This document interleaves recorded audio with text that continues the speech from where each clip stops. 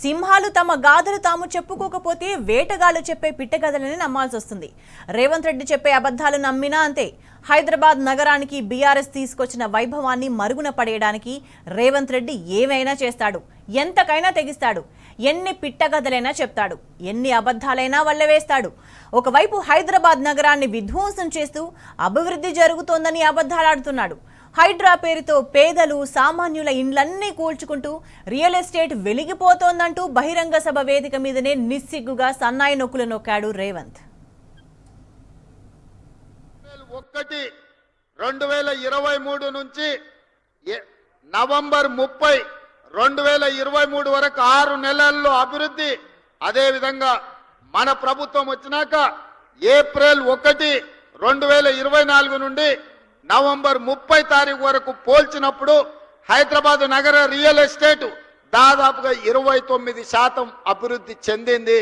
April 1, 2023 నుంచి November 30, 2023 వరకు 6 నెలల్లో అభివృద్ధి. అదేవిధంగా మన ప్రభుత్వం వచ్చినాక ఏప్రిల్ 1, 2024 నుండి నవంబర్ 30 తారీఖు వరకు పోల్చినప్పుడు హైదరాబాద్ నగర రియల్ ఎస్టేట్ దాదాపుగా 29% అభివృద్ధి చెందింది. కాంగ్రెస్ ప్రభుత్వం వచ్చిన తర్వాత హైదరాబాద్ తిరోగమనం బాట పట్టిందన్నది కాదనలేని సత్యం.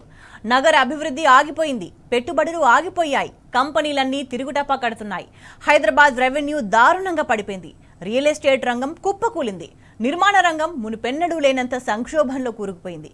రియల్టర్లు లబోదిబోమంటున్నారు, రియల్ ఎస్టేట్ ఆఫీసులు వెలవెలబోతున్నాయి. వాస్తవాలు ఇట్లా ఉంటే రేవంత్ మాత్రం కాకి అరుపులు అరుస్తున్నాడు. అంతేనా? హైడ్రా ఆగదని బహిరంగంగానే హెచ్చరిస్తున్నాడు. పేదలు సామాన్యుల ఇండ్ల మీద నుంచి బుల్డోజర్లు దూసుకెళ్తాయని బెదిరిస్తున్నాడు.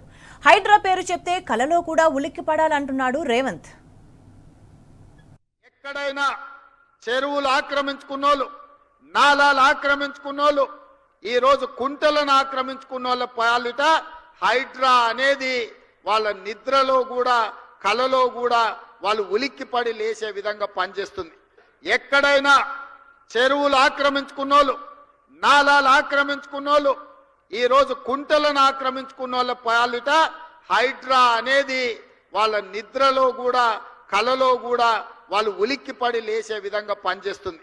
ఎక్కడైనా చెరువులు ఆక్రమించుకున్నోళ్ళు, నాలాలు ఆక్రమించుకున్నోళ్ళు, ఈ రోజు కుంటలను ఆక్రమించుకున్నోళ్ళ పాలిట హైడ్రా అనేది వాళ్ళ నిద్రలో కూడా కలలో కూడా వాళ్ళు ఉలిక్కిపడి లేచే విధంగా పనిచేస్తుంది. రేవంత్ ఎట్లాంటి మాటలు చెప్పినా హైదరాబాద్లో రియల్ ఎస్టేట్ సంగతి ఏంటో ప్రజలకు తెలీదా? ఇల్లు కొనాలంటేనే జనం జంకడం లేదా? ప్లాట్ల నిర్మాణానికి అడ్వాన్సులు ఇచ్చి వెనక్కు తీసుకున్నది వాస్తవం కాదా? గడిచిన ఏడాదిగా రేవంత్ సర్కార్ అన్నీ కూల్చుడే తప్ప కట్టిందేముంది? రియల్ ఎస్టేట్ నిజంగానే బాగుంటే ఈ ఏడాది ఇప్పటికే రియల్ సంస్థలు ఆఫర్లు పెట్టేవి. మరి ఇప్పుడు ఏవి?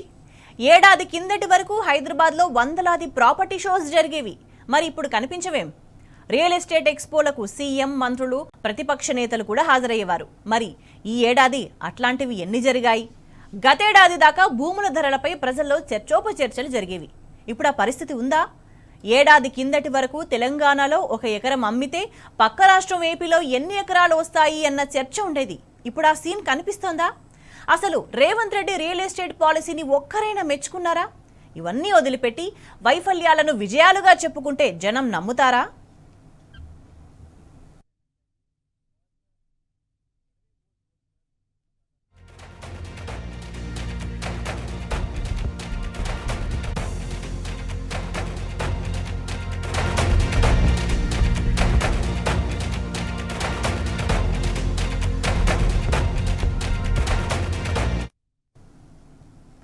ఏడాది కిందటి వరకు తెలంగాణ అంటే పెట్టుబడులకు గమ్యస్థానం. ఇండస్ట్రీ ఫ్రెండ్లీ విధానాలతో పారిశ్రామికవేత్తలను ఆకర్షించిన రాష్ట్రం. 10 ఏళ్లలోనే 2 లక్షల కోట్లకు పైగా పెట్టుబడులు సాధించి దాదాపు 18 లక్షల ఉద్యోగాలు ఇచ్చిన రాష్ట్రం తెలంగాణ. కానీ ఒక్క ఏడాదిలోనే సీన్ రివర్స్ అయింది. కాంగ్రెస్ ప్రభుత్వ అసమర్థ విధానాల ఫలితంగా కొత్త కంపెనీలు రావడం అటుంచి ఉన్న పెట్టుబడులు పక్క రాష్ట్రాలకు తరలిపోతున్నాయి. పరిశ్రమలో లో వోల్టేజీ సమస్యలు, కరెంటు కోతలు మొదలయ్యాయి. వరుస వివాదాలు రాష్ట్ర బ్రాండ్ ఇమేజ్ను ఘోరంగా దెబ్బతీశాయి.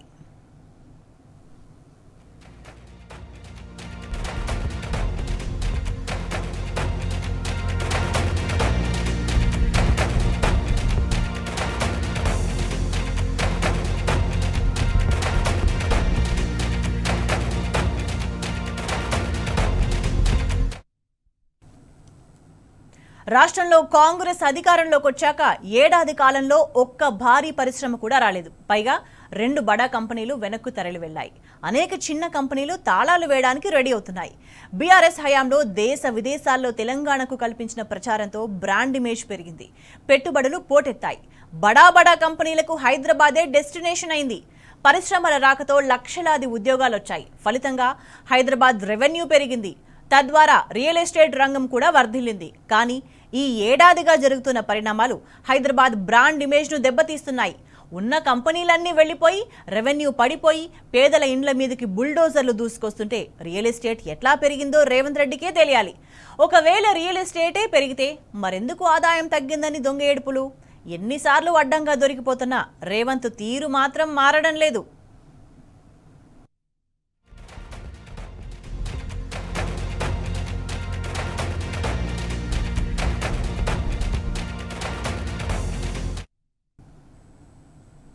రియల్ ఎస్టేట్ పెరిగిందంటే బహుశా రేవంత్ ఫ్యామిలీకి మాత్రమే అయి ఉంటుంది. రేవంత్ అండ్ ఫ్యామిలీ హైదరాబాద్లో భూములన్నీ బుక్కబెట్టడానికి కాసుకొని కూర్చున్నారు.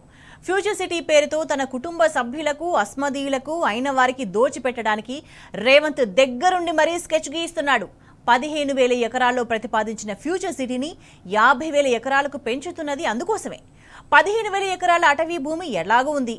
రైతులు సహకరించి ఇంకో 15,000 ఎకరాలు ఇస్తే బాగుంటుందని సెలవిచ్చారు రేవంత్. అంటే వేలాది ఎకరాలు అప్పనంగా దోచేయడానికి పథకం వేశారన్నమాట. మీద మోసుంటే మీరు తెచ్చిన ధరణిని అడ్డం పెట్టుకుంటే కోకాపేటల 100 ఎకరాల భూమి కొల్లగొడితే 10,000 కోట్లు వస్తాయి. 500 ఎకరాల భూమిని అప్పటిదప్పటి చేస్తే అప్రకతప్రే చేస్తే 50,000 కోట్లు వస్తాయి. దాదాపుగా 15,000 ఎకరాల భూమి ఉన్నది. ఇంకొక 15,000 ఎకరాలు ఫారెస్ట్ ల్యాండ్ ఉన్నది. అదనంగా ఇంకొక 15,000 ఎకరాలు భూమి రైతులు సహకరించి అందిస్తే 40 నుంచి 50,000 ఎకరాలతోటి ఒక అద్భుతమైన నగరాన్ని నిర్మించుకొని ఈ దేశంలోనే కాదు ప్రపంచంలో ఉండే న్యూయార్కో లేకపోతే మన టోక్యో లాంటి నగరాలను, సింగపూర్ లాంటి నగరాలను పోటీ పడే విధంగా ఈ రోజు మనము నగరాన్ని నిర్మించుకుందాం అనుకుంటున్నాం. నిజంగానే నాకు పైసల మీద మోసుంటే మీరు తెచ్చిన ధరణిని అడ్డం పెట్టుకుంటే కోకాపేటల 100 ఎకరాల భూమి కొల్లగొడితే 10,000 కోట్లు వస్తాయి. 500 ఎకరాల భూమిని అప్పటిదప్పటి చేస్తే అప్రకతప్రే చేస్తే 50,000 కోట్లు వస్తాయి. దాదాపుగా 15,000 ఎకరాల భూమి ఉన్నది. ఇంకొక 15,000 ఎకరాలు ఫారెస్ట్ ల్యాండ్ ఉన్నది. అదనంగా ఇంకొక 15,000 ఎకరాలు భూమి రైతులు సహకరించి అందిస్తే 40 నుంచి 50,000 ఎకరాలతోటి ఒక అద్భుతమైన నగరాన్ని నిర్మించుకొని ఈ దేశంలోనే కాదు ప్రపంచంలో ఉండే న్యూయార్కో లేకపోతే మన టోక్యో లాంటి నగరాలను, సింగపూర్ లాంటి నగరాలను పోటీ పడే విధంగా ఈ రోజు మనము నగరాన్ని నిర్మించుకుందాం అనుకుంటున్నాం. విన్నారుగా, భూములను అబ్రకదబ్రా చేస్తే 1,000 కోట్లు వస్తాయంటున్న రేవంత్ ఫ్యూచర్ సిటీ కోసం మొత్తం 50,000 ఎకరాలు కావాల్సిందే అంటున్నాడు. అది కూడా 15,000 ఎకరాలు రైతుల దగ్గర నుంచి గుంజుకుంటాడట. రేవంత్ చెప్పిన అబ్రకదబ్రా ఇదేనేమో. హైదరాబాద్ రూపురేఖలు కూడా సరిగ్గా తెలియని ఈ గుంపు మేస్త్రి టోక్యో, న్యూయార్క్ లాగా మార్చేస్తాడట. కామెడీ కాకపోతే. అబద్ధాలకు బ్రాండ్ అంబాసిడర్ అయిన రేవంత్ మాటలు నమ్మితే ఈ రాష్ట్రం అసలు బాగుపడుతుందా? తెలంగాణ రైజింగ్ అని రేవంత్ డబ్బా కొట్టుకుంటున్నాడన్న కేటీఆర్ ఇది తెలంగాణ రైజింగ్ కాదు, తెలంగాణ ఫాలింగ్ అని మండిపడ్డారు. ఇవాళ కొత్త స్లోగన్ పెట్టినాడు. ఇవాళ కొత్త పిఆర్లను పెట్టుకున్నట్టున్నాడు. 2-3 కొత్తగా ఇంగ్లీష్ వచ్చిన వాళ్ళు తోడైనరు. తెలంగాణ రైజింగ్ అట. ఎండ్ల రైజింగ్ అవుతుంది చెప్పు. ఇండియా షేనింగ్ అని అప్పట్లో ఒకళ్ళు వాగినరు. వాళ్ళు అడ్రస్ లేకుండా వీకినరు. నువ్వు ఎవరిని పెట్టుకున్నట్టు నిన్న ఇవాళ 2 ఇంగ్లీష్ ముక్కలు వచ్చినోని ఆయన తెలంగాణ రైజింగ్ అట. తెలంగాణ రైజింగ్ కాదు, అనుముల బ్రదర్స్ రైజింగ్. తెలంగాణలో అదానితో పోటీ పడుతూ ఆస్తులు ఎవరికన్నా సృష్టించుకుంటున్నారంటే అనుముల బ్రదర్స్, రేవంత్ బ్రదర్స్ రైజింగు. తెలంగాణ మాత్రం ఫాలింగ్. ఇది పక్కా. నువ్వు ఎవరినన్నాడు?